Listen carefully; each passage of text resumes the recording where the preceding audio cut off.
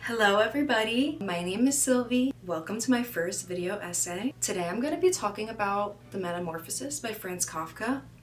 I have a few disclaimers before I start. Number one, I'm really antsy to get this done, so I'm just using the speaker in my camera. So this is gonna be one of many. I'm really into recently reading classic literature through the lens of a baddie diva.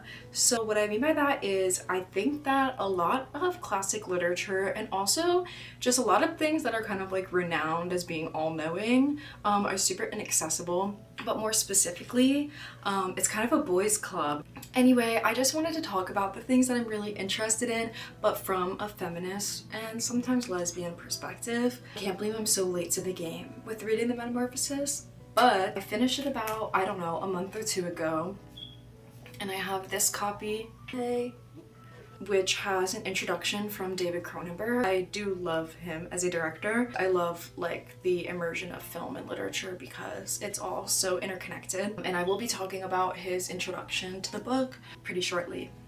So my topic of today's video in regards to The Metamorphosis is what if Gregor Samsa was a girl with bangs? The bangs part is not as important as the girl part. Every time I go on to see an analysis of The Metamorphosis, they're all super interesting and engaging, but what you find less is feminist analysis of the text.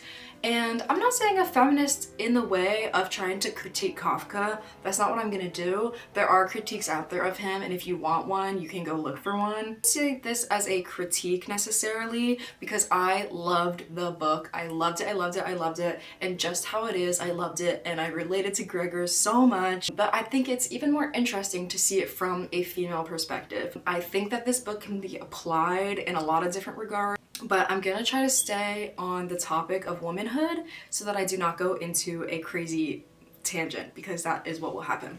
So what if Gregor Samsa was a girl with bangs? That's my question, and you look it up and no one has an answer. Well, I do.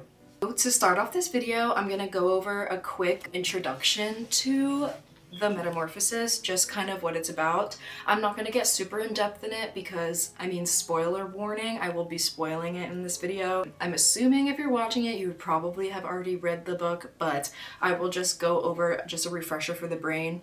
So Gregor Samsa lives with his mother, his father, and his sister, Greta, which I was reading as Grete, but I looked up how to pronounce it and it was saying Greta. So disclaimer, the amount of things I mispronounce in this, I'm so sorry, I tried my best, but I'm really bad at pronouncing anything. So Gregor lives with his family, and he is basically the sole caretaker when it comes to financials, and he talks about that he's a traveling salesman and he kind of like keeps everything afloat. He talks about how taxing his job is on his body. On the first page of the book, you kind of know exactly what's happening with him before you even know anything about his life. So he wakes up and he's completely transformed. He has gone through metamorphosis. The rest of the book, as you know, is kind of going through the motions after he's transformed into this monstrous, kind of disgusting insect. His family is completely disgusted by him. They don't question if it is Gregor. They believe that it's him, but they no longer treat him with any sense of intelligence now that he's in bug form. What's interesting is that the only person that really ends up taking care of him or is even able to look at him is his sister, Greta, which I will get into later. The whole novel is basically, once he goes through this metamorphosis, how him and his family react and how the life that he knew before is completely gone. Even if the life he had before was somewhat miserable, this seems to be an even worse fate. He ends up passing away and his family is completely relieved. His death actually seems like the most respectable thing that he could do, in his opinion, and to his family as well, because they end up just treating it as if it's a normal day and they did not just witness the most insane thing happening over the span of a few months, and it seemed to just relieve them of the stress that they held before. Now I'm talking about David Cronenberg's introduction to the novel. I am not sure why I didn't introduce that as I started talking about it, but that's where I'm going with this. He opens his introduction by saying, "I woke up one morning recently to discover that I was a 70-year-old man. Is this different from what happens to Gregor Samsa in the Metamorphosis?" You would think, yeah, it's kind of different. But he actually goes into saying that he kind of views his 70th birthday similarly to as Gregor's transformation, which he kind of goes into a debate over if such a metamorphosis is a death sentence.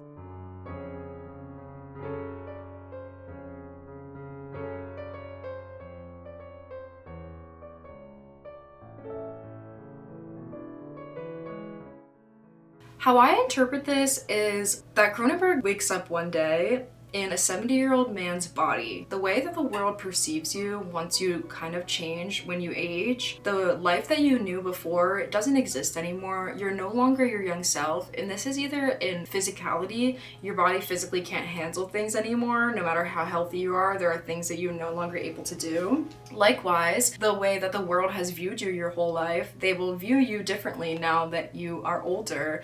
And I mean, that's just in an ageist society, but I feel like that's where a lot of society is. So to me, Cronenberg is communicating the feeling of waking up in a body that is not the one that you've known. To him, this was his 70th birthday, which now he has limitations of what he can physically do, mentally, physically, how the world sees him. He's filled with nostalgia, despair, dread, because now you're realizing that your time is running out and this life that you've been promised isn't yours anymore. And I found that to be really interesting because it also gives you a sense of like humanity. How does the world view you now as an older person? You kind of lose some of that autonomy that you had before. That's a whole nother discussion I could have over losing your autonomy, which I will get to later. Gregor too has trouble clinging to what is left of his humanity, and as his family begins to feel that this thing in Gregor's room is no longer Gregor, he begins to feel the same way. And to him, his whole world is his family. He is not able to leave his house, so that is his world. Those are the only people that are seeing him, other than his general manager and the men that visit later in the novel.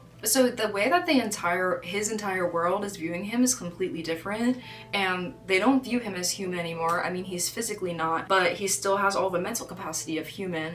But the more and more that they view him as this disgusting, non-human creature, the less capacity he has to kind of escape that fate, and he starts believing himself that it would be better off if he wasn't there, because he is just more of a burden, and he's no longer living the life that he had before. I think this is so interesting because when Gregor Samsa goes through Metamorphosis, it is like utterly disgusting. He's regarded as gross and a complete inconvenience to everyone, although of course none of this was his choice, and of course it's hurting him too. But he's dealing with the repercussions from his family because this threw them off not only financially but mentally and emotionally. They don't like the looks of this. You don't even hear them really grieve about the loss of their son as he's still there.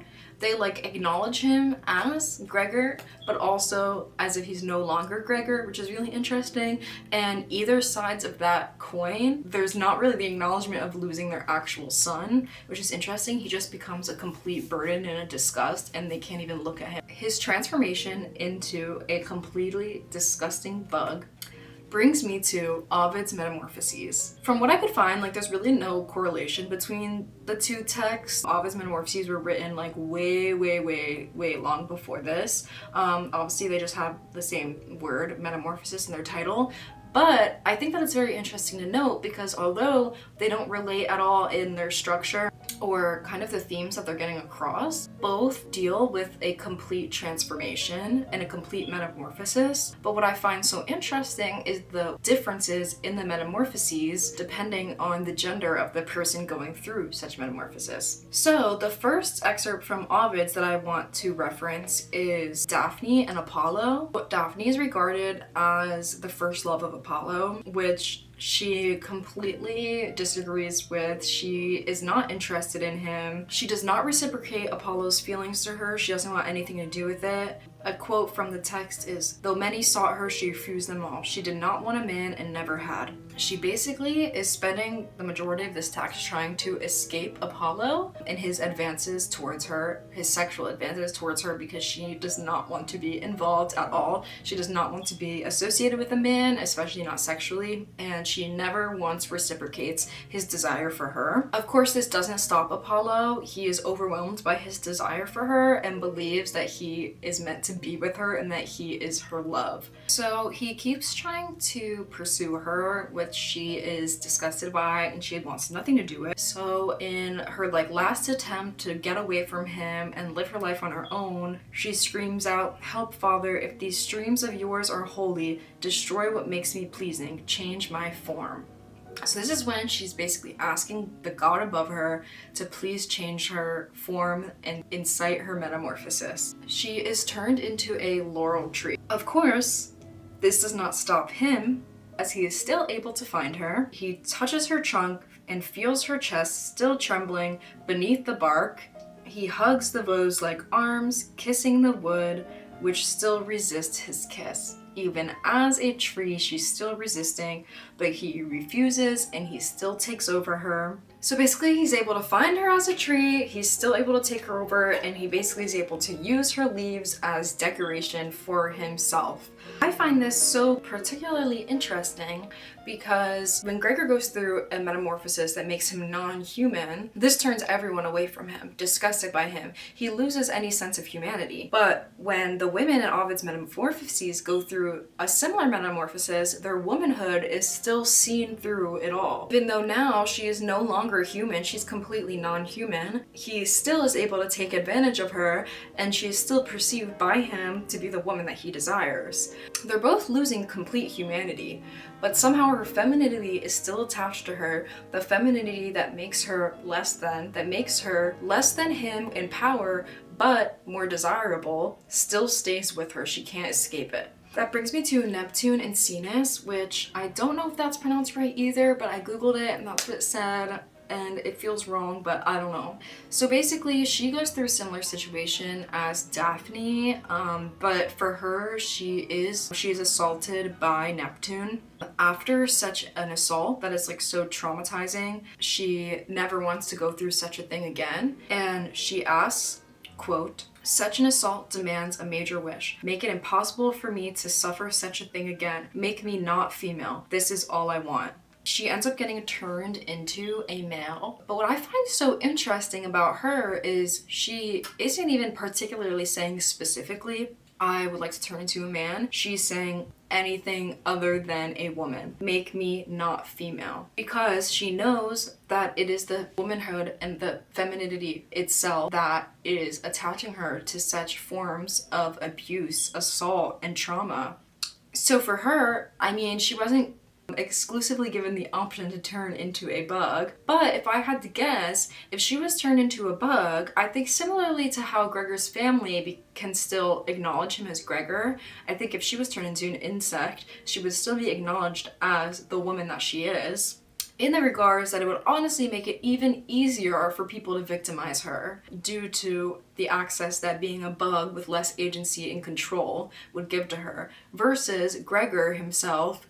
They completely avoid him. They don't want anything to do with him. They don't want to even touch him, which is interesting because we see with Apollo and Daphne, the fact that she was a tree. I don't know that many people that are sexually attracted to trees, but you would think that would kind of get her away. If Kafka were to write this and Gregor turned into a tree, I think it would be less disgusting, of course, because it's the fact of him being a tremendous bug that really disturbs the family. And there wasn't even the concept of sexual assault brought up in his case, whereas when it comes to a woman going through such a metamorphosis that is completely changing your form into non-human, you are still victimized. So it's really interesting that in Ceres' story, she is not even asking specifically to be changed to an inanimate object. She's asking to be anything but a woman, because she knows that there's no way to escape her fate and this trauma that she will endure unless she is something other than a woman. In Ovid's Metamorphoses, the women don't, from these specific excerpts, the women don't vocalize a wish to die. They still want to be alive, and you can interpret it in any way that you want, but the way that I read it, I don't think that they have a wish to die. I think they still want to be alive, but they want agency in their lives, and they want to escape victimization, and the only way that they can do that is somehow leaving their womanhood behind. So I just thought it was really interesting to compare two different, really popular, well-known examples of metamorphoses in literature, and just how the different metamorphoses are represented in accordance to sex and assigned gender, and the way that such assigned gender is perceived by the world around you. So of course Kafka's Metamorphosis is a lack of total autonomy. Gregor gets no choice in transforming. He just wakes up one day and is like that. Of course in Ovid's Metamorphoses, the women are purposely asking to be transformed. So they are two different premises, and that could also get into what makes it harder to kind of decipher and analyze the two. So my computer died as I was filming, so this is a few days later.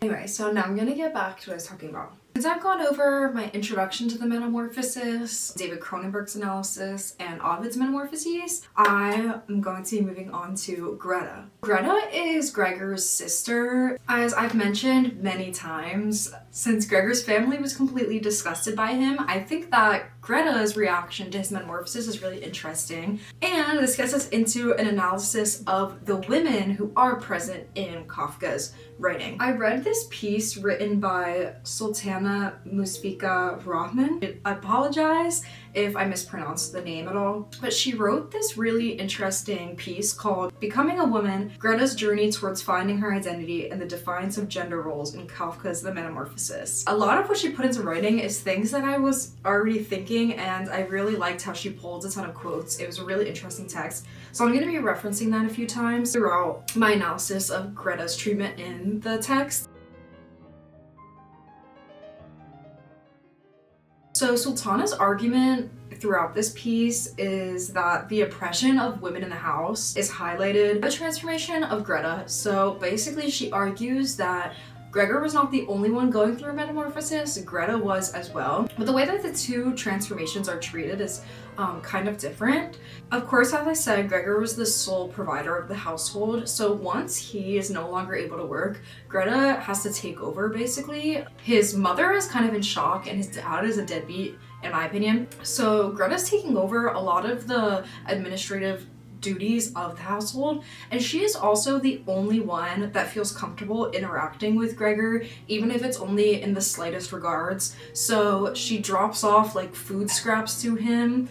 She can't really look at him that much, but she still acknowledges that it's Gregor more than the family acknowledges it. And she drops off food scraps, which no one else thinks to do except for her, and she is kind of protecting her family from seeing him at the same time. What I find so interesting about Greta's relationship to Gregor in the book is, well, many of a few things. First of all, as Sultana brings up in her text, metamorphosis basically means transformation. And of course, this is in regards to Gregor, but Greta goes through a transformation as well. There's definitely a strong sense of like patriarchal identity throughout this novel, and that the women don't really have roles outside of their connection to the men in their lives. And we see that in both Greta and the mother figure character. Greta kind of takes on a new title as she starts taking care of the household and taking care of Gregor. So she's slowly gaining more responsibilities and she becomes more of like an autonomous individual. What's super important to note though, as Greta goes through her transformation, is that such a transformation would have never happened without her identity attached to the men in her lives. So Greta would have never been afforded the opportunity to gain independence and autonomy if it wouldn't have been for Gregor transforming first. She basically earns this role transformation through him, which I think is how a lot of female characters are treated, especially in classics, but even today. So much of the female identity is tied to your connection to men, which brings me to Simone de Beauvoir's The Second Sex. I love this quote, "Thus humanity is male and man defines woman not in herself, but as relative to him. She is not regarded as an autonomous being. Woman cannot stand by herself. woman's identity is defined by her connection to men. And this is not something that I agree with on moral standards, but I think in societal standards it rings very true. And I think a lot of girls growing up can feel this way throughout their lives. She goes on to say, he is the subject, he is the absolute, she is the other. I think that Greta's character is basically a encapsulation of this school of thought when it comes to womanhood and coming into yourself in a patriarchal society, because Greta does not have a sense of identity without her brother Gregor, even though it's at the point that he is no longer able to do anything and it's her taking care of him, but she never would have been afforded that opportunity had he not gone through what he did. So as soon as she becomes more independent, mature, and kind of takes over the household, the further into that realm that she goes, the more that she's kind of villainized throughout the novel. At first, there's a positive connection to her. You have a soft spot towards her. She's the only one that can really handle Gregor. But then as she does more and more, she started to be villainized in a way where she becomes, like, as Sultana states, changes from timid, feminine little girl to a negative character who wants to get rid of her distressed brother. So now as she becomes more opinionated, it is villainized in a way. She does start resenting Gregor in a way, and she's not extremely fond of his new identity, but she's the only one that can, like, take it upon herself to deal with such a thing. She plays violin, and although that's something that only she does, somehow it is still just tied to the men in her life. For example, Gregor talks about wanting to send her to the conservatory to be able to pursue her music, but it's treated as if a thing that only he has control over and it's doing something good for her. Once again, she could never just do that on her own, is how it's read. We see something similar when they're the men staying in their house and she is playing the instrument, yet the only acknowledgement is towards the father, like thanking him for the music, although he's not playing music whatsoever. That's kind of how she's treated throughout the whole novel. She's only really regarded in her connection to her brother and father, and as she's able to stray further away from that identity, she gains her autonomy and she gains her independence. That is when she starts getting villainized through the eyes of Gregor. So as the novel continues, she does start to want to get rid of her brother, or at least that's what it comes across as. It's kind of read as if once she gains this independence and autonomy, she becomes kind of evil and no longer like the caring sister that she used to be. She was described as emotional. She was crying right away when this happened to Gregor, and so it seemed like she was a really empathetic and caring person, but those traits seem to dissipate as she gains more independence, which is interesting because it does kind of go into the notion that once a woman asserts herself and her dominance and her independence, she then becomes evil and conniving and doesn't care for anyone anymore. And there's only these like two categories as a woman that you can really identify in, and it's either the submissive, like loving, cares about everyone, or you're the evil, no feelings, and you're the villain in the story. And that is what Greta turned into by the end. So she is the only one that is able to take care of the household and of Gregor as all of this is happening.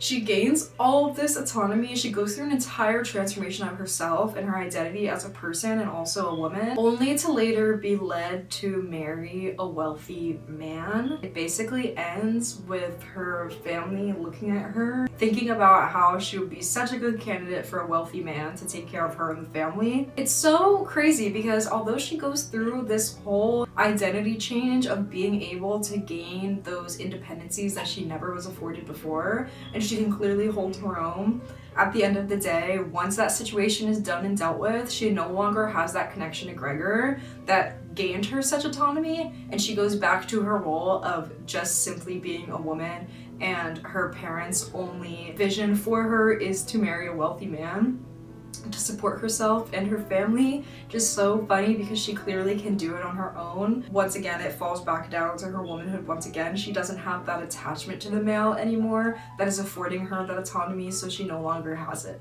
And all she is good for is to get married to a nice man. I think when you're analyzing the character of Greta, it's important to look at when the novel was written, which was in the early 1900s. So if you think about the context of the world at the time, around this time is when World War I was going on, and during World War I we saw like a really interesting dynamic shift between the binary genders. Women were starting to enter society and the workforce in a different way during the war because a lot of the men were off fighting. A German weapons producer called Krupp employed basically no women in 1914, but by 1917, as the war was going on, women made up nearly 30% of its workers, which there were 175,000 at the time. And nationwide, there were 1.4 million German women. There were also about 1.4 million German women employed by the labor force at the time as well. So we're definitely seeing women working in a really different way. Women are really contributing in the workforce and also within the household. It reminds me a lot of Greta because they have only been afforded such opportunities because the men are away and they have to take over.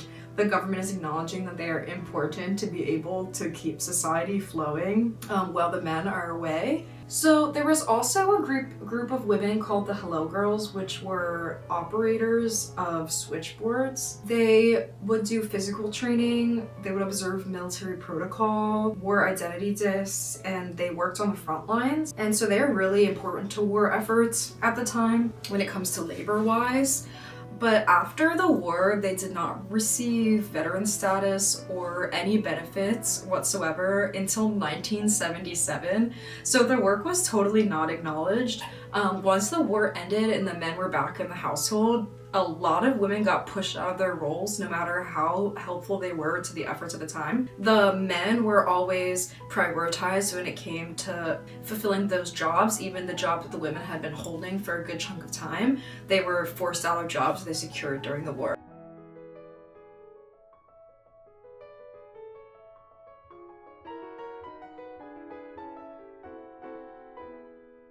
So I think when you know the context of what was going on with women at the time, especially when it comes to autonomy, it does make sense why Greta's character was shaped this way, and it's honestly pretty true to what was going on at the time. Is the book an endorsement of that? I don't think so.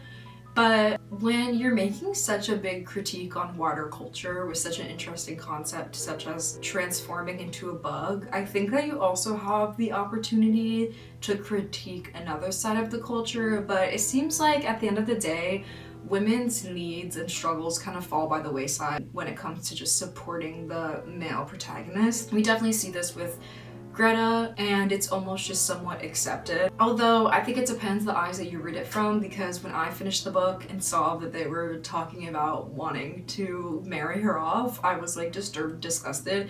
And I think it is supposed to be gross because the parents were never shown in a good light. Like, it doesn't look like an endorsement whatsoever. But at the same time, Greta was definitely very villainized, so there's two sides of the coin over how her character was presented. So that brings me to the final question of it all. What if Gregor Samsa was a girl? What if this happened to a girl? Well, honestly, my argument is that it already has. I think that girls go through this type of metamorphosis when they hit puberty. I think it hit me probably when I was 11.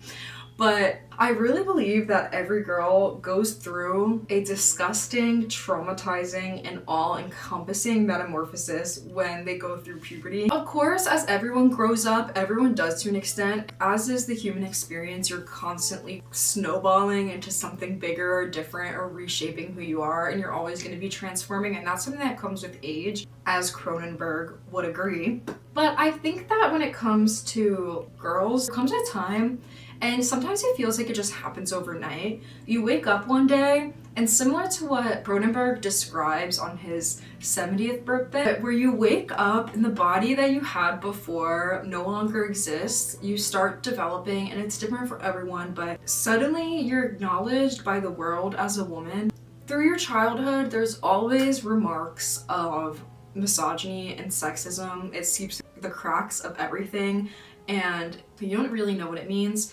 And then I think it is just one day you wake up and you realize that the way that the world views you is no longer how you view yourself. You're no longer the full person that you were raised and mended and shaped to be and believe that you are. You're now in the place of a girl, and you being a girl now supersedes the fact that you're human. The way that people acknowledge you in the world, especially the men in your life, it all changes, and it feels like it happens overnight. Like one day you just wake up and your body looks different. Even if you look in the mirror and you look exactly the same, you enter the world and the way that the world talks to you is not what you're used to, and you're confused as to where the life that you had before went, and you don't realize just yet that this is how you are going to have to walk through the world and navigate the world forever, ever. Maybe we don't become a bug, but we do transform into something inhuman, something that's worthy of being violated and disrespected. It comes to a point where you're no longer just a human, but you are a mere object for the observation and the pleasure of other people around you. Even before you recognize those things within yourself, before you're even able to discover that side of yourself on your own, it's been discovered and it's been decided for you, mama. And when I consider if Gregor himself, or specifically if his character was specifically a female character, I have a few different opinions on how that would play out. On the one hand, I think that her womanhood would probably still seep through somehow, and also honestly, her changing into a bug might not be all that different from how she feels now. And I think on the one hand, if she transformed into a bug, she would have less control physically over herself, so could make her even more of an object for violation. At the same time, if she turned into something as disgusting as what Gregor's family describes him, a disgusting insect, I think for some women that transformation would be life-saving. We see that in Ovid's Metamorphoses, that these women are having to physically change into something that they don't even necessarily want to be, to try to escape. And when we see with Daphne, the tree wasn't enough because trees aren't gross. I think maybe for some women, turning into a bug might be the most life-saving thing they could do. Finally, the world will just leave me be. Also, would it be shocking for a woman to be completely thrown out and exiled from her family due to her identity? I don't know. I feel like that's something that kind of happens on a daily basis. Not just because you're a woman, but you have like a sweet spot of a few years of your life as a girl that you're able to like experience life as a full human, and then you can't anymore. There's such a specific rule book on how you have to act as a woman. You break out of those bounds and immediately you're villainized. I mean, just as Greta was, that's what happens to girls on a daily basis. Just how Gregor transformed, that happens to girls on a daily basis. And bringing it back to David Cronenberg, I loved his description on his 70th birthday, and I think that still rings true. And I also think that us girls have realized that since day one. And it's hard to describe because it's something that you just feel, and then you finally hit a point where you go through another metamorphosis as an adult and you realize that actually I'm gonna turn into a full autonomous being now. I don't care, but it takes a while, and not everyone's afforded that opportunity. Back to my point of waking up one day and not even physically looking different, but feeling different and being looked at differently and acknowledged differently. It just hits you as a woman at a certain point in your life, not even as a woman, but as a young girl. You naturally just in your existence is now put on display, and you are now just an object of desire. As I said before, you can even figure that out for yourself. And I think about this a lot when it comes to Marina Abramovic. She does a lot of performance art, and the most notable one, which I think most people know about because it always like resurfaces online, where she basically stood with all of these objects around her, and it ranged from little things all the way up to like a loaded gun. And she stood there, and the whole performance art was basically just like, you can do anything you want to me. And at first it was just like casual little things, but then it eventually escalated to where people were just completely violating her and hurting her and torturing her, and she just stood there the entire time because that was the point of her piece. But it escalated to the point that someone could have near well killed her just because she willingly stood there and said, you can do anything that you want to me. Of course, with her performance art, it was explicit, do whatever you want to me, and it was kind of a experiment to see how it plays out and what people choose to do. And I think that performance art is just such an encapsulation of what it feels like to be a woman. As a woman in society, you just standing there not saying anything deems to be an excuse for people to take advantage of you. I think that all women are embodiments of this performance art piece. Us physically being in a woman's body is us telling the world you can do whatever you want to me. Even though none of us are saying that and none of us want it, there's this weird subliminal message that you existing in your female body is excusing anyone to do whatever they want to you. And it's not just a theory I have, that's really what happens in the world. I think of so many times of war and turmoil. While everyone is afraid of violence and torture, women always have to be afraid of sexual violence. And it is just something that is almost a given while existing in a woman's body, that you will be violated when it comes to any type of awful situation. People can say I'm a crazy feminist, but if you want to look at the Epstein files, case in point. So I think a lot of women might actually benefit from turning into a bug, because finally you'd be left alone. So I think that's all I have right now. I don't know if I came to a really solid conclusion, because I think that if a woman went through something like this, there's a lot of different ways that it could go, but it would definitely be different to that of the men. All in all, every text that I brought up within this video, I love so much, and I'm not even trying to critique any of them. I love the Metamorphosis, as I said before, and I think it will forever be one of my favorite books. And this is even a criticism whatever, because I think it's so good. I think this is just another perspective, similarly to anything else I brought up. No offense to anyone, but also, if you're offended by it, then maybe you need to transform, mama. I think this is a lesson that if you're a girl, the world will chew you up and spit you out, tear you up from the inside out, rip you to shreds for simply existing. So do whatever you want and exist, because honestly, that's the most revolutionary thing that you can do. Bye.